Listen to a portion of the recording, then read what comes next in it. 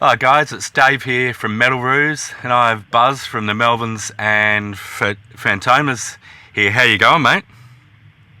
I am doing okay here in Los Angeles. In Los Angeles, cool. Yep. And I'm here in Maitland, which we just quickly spoke about before the interview, but so you now know where that is. All right, so Melvin started when you were kind of quite young, 18, and started touring about 20. Do you still get the kind of that same, well, buzz for lack of a better word, but playing live? Because obviously it's been a few years now. Yeah, it's been nearly 3,000 shows for us. Oh wow, 3,000 shows. That's amazing. Nearly that, That's crazy, eh? Yeah, it's good. But that's been since 1983, so. Yeah. But it's quite a few shows for anybody. Yeah, that's right. Well, you guys are pretty well toured most of the time, haven't you? We do about 80 to 120 shows a year, roughly, sometimes more. Yep. Give or take. And then obviously time off for COVID. Yeah, that was the longest we ever had off. Yeah. That would have felt crazy to you. Just literally life stops. It stopped for everyone, I guess, but yeah, it would have felt totally. We did a lot of records. Yep. And we did a couple of Melvin's TV things. Oh yes, yeah. I did see them. Those were fun. Yeah. I think a lot of people took on that kind of live from home thing, which I think was a great outcome of the making you stay at home. At least we all kind of did something, Yeah. Yeah, we made a couple of albums. We did a 4-record acoustic album. We did the Melvin TV things, and we recorded Bad Mood Rising as well. Yeah. Plus a bunch of other limited edition things. So we stayed busy during it, but that was the longest I've been home. I've been married about 30 years. That was the longest me and my wife were together the entire time. So yeah, which is... We didn't get divorced. Yeah, that's great. And I actually heard you say, you'd been married 30 years, just obviously looking into some of the stuff you've done, and heard you say it's the most awesome thing. If you meet the right partner, it makes touring kind of easy. Oh, yeah, definitely. I mean, she knew what I did before we met, so she kind of knew the job was dangerous when she took it, so. Yeah, that's really cool. Kind of how it goes.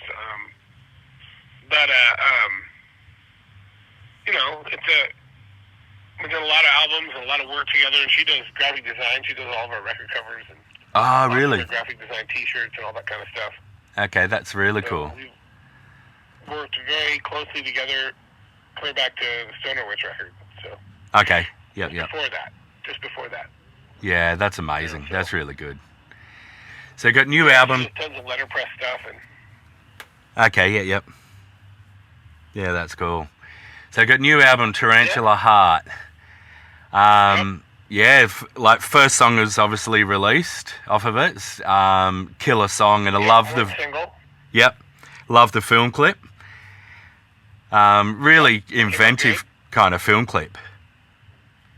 What was that? Really kind of inventive film clip. I really liked it. Yeah. That's made by a guy named Jesse Nymanen from Atlanta. Yep. We've been friends with him for a long time. He's also in a band called Void Mains. Okay. And we did an album with him last year that was us and him doing Throbbing Gristle covers. Okay, yeah, cool. Yeah. That was cool.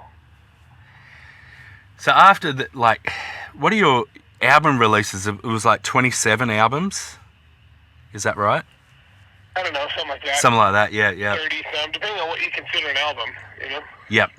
And then, because I obviously had to read through and nearly the same amount of EPs, just some massive stuff you guys have released, which is really, really cool.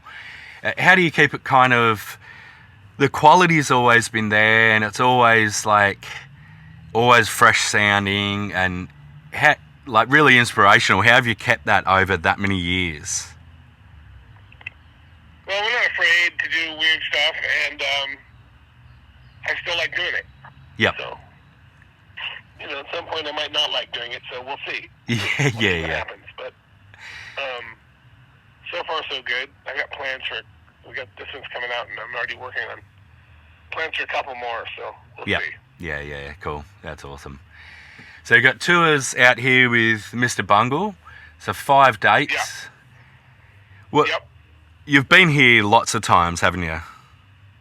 Lots of times. Lots of times. What's your kind of favourite part of Australian touring? Well, it's very much like going to the U.S. Okay. It Yeah. looks about the same. The cities look about the same. The animals are different. That's Yep. cool. I like Sydney. I like the flying foxes. That's really cool. Okay. Yeah. But it's the most U.S.-like place I've ever been because, Ah, really? they both were established about the same time. you Yep. know? Yep.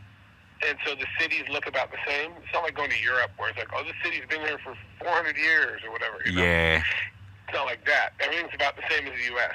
So, and I've always felt like Australia was one of our closest allies Yep. as far as America and Australia kind of, I always figured if something happened to us or something happened to Australia, we would have each other's backs. Yeah, which is totally true. I mean, if something happened to Australia from, the north coming down, we would probably be one of the only ones that would actually come there and help you guys. Yeah, that's right. And I've always felt that. And I always felt that from the Australians. And so Yep. from the very first time we ever went there, 30 years ago, it was like, I felt that. And I always liked a lot of the bands from there. Yep. Yeah, Like the Birthday Party and the Scientists and the Hardons and, Yep. a whole bunch of bands. Even bands like Angel City, or Angels. In America, Yep. they were called Angel City. I like all that stuff. Oh, that's right. You Yeah, know. yeah. And I felt like there was some kind of common denominator there. They liked kind of the dirtiness of like the Stooges and bands like that, and I really appreciated that from get-go. Yep. And we've remained friends with people, especially the guys in the Hard-Ons. We've been friends with them for a long time. Yeah, that's so cool. I Yeah, really well, like those guys. They're quite respected here, Oh yeah, I'm always looking forward to seeing them when we go down there. And Yeah. so that's cool. And the shows have always been good. They've always, been very receptive to what we were doing. And Yep. I don't know how many more times I'll go down there, but you never know. Yeah. You just never know. Yeah, that's right. So I feel like there's some kind of kinship there, one way or another. Yeah. It's a very isolated place, which I think is kind of cool. Yeah. And we're playing all the usual suspects in Australia, including Perth, which is interesting to me. I especially like how odd a city like Perth is. It really is, isn't it? Nowhere. Yeah. It's very odd, and the one thing I always like when I go there is the Perth Mint, believe it or not. Okay, yeah. I've never been, but... I always go. I've been to the Perth Mint probably 5 or 6 times at least. Okay, yeah. Every single time I go there. But I like that. It's very, very old school. It's very, very cool, and I like all that kind of stuff. Yeah. All the collectible stuff.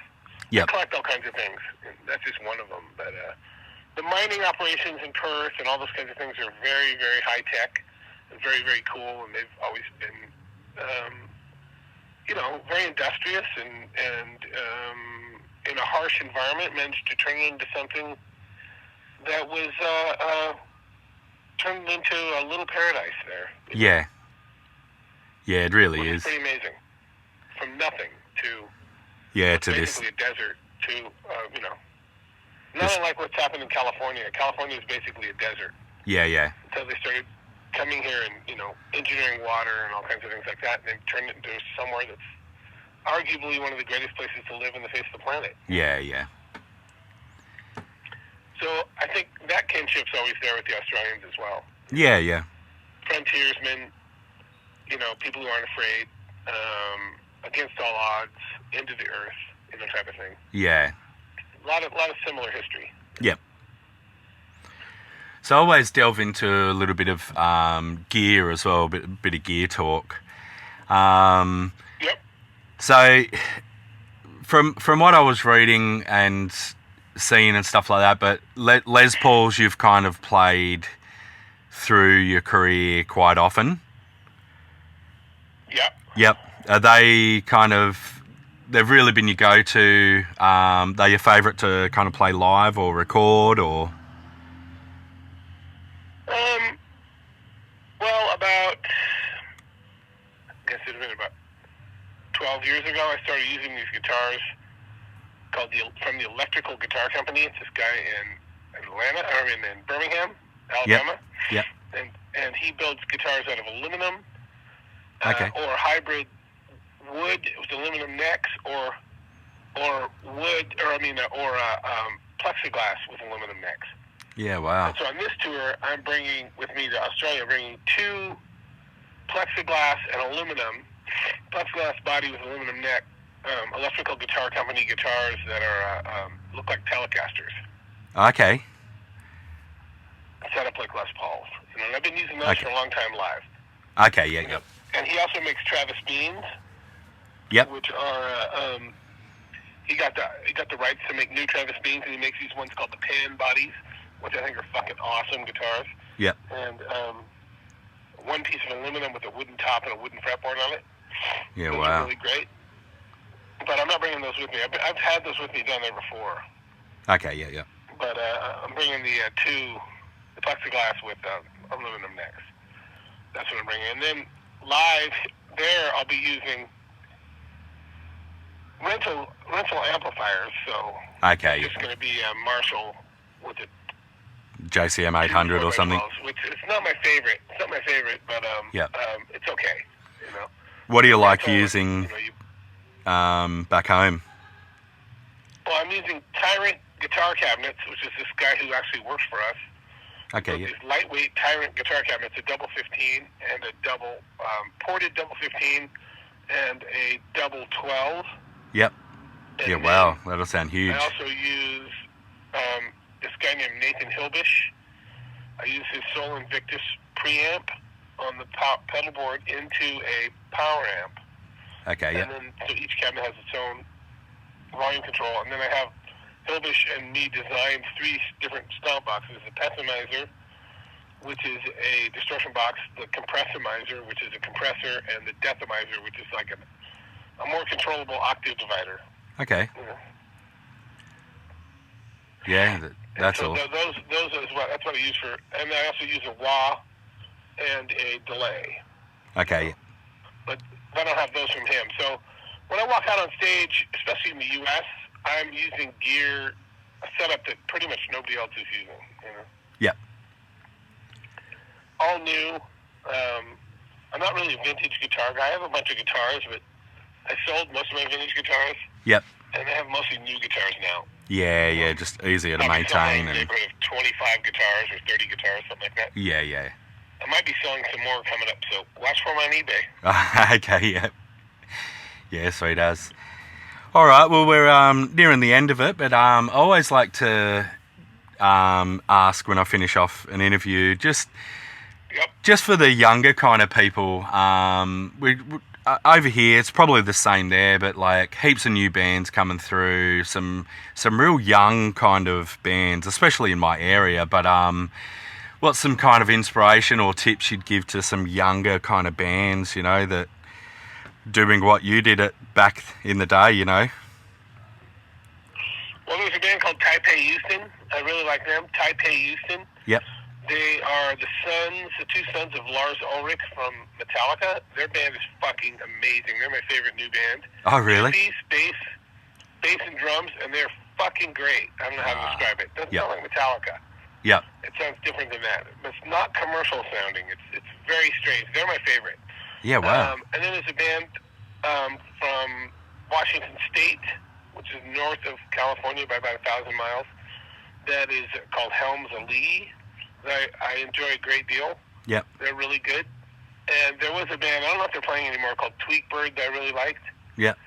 And then Stephen McDonald, it's not a new band, but Stephen McDonald from Red Cross plays, he plays in the Melvins, he's also in Red Cross. They have a new album coming out that I can't wait for.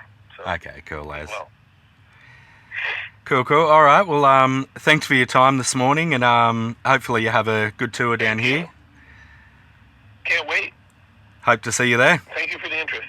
All right. Okay, bye-bye. See ya.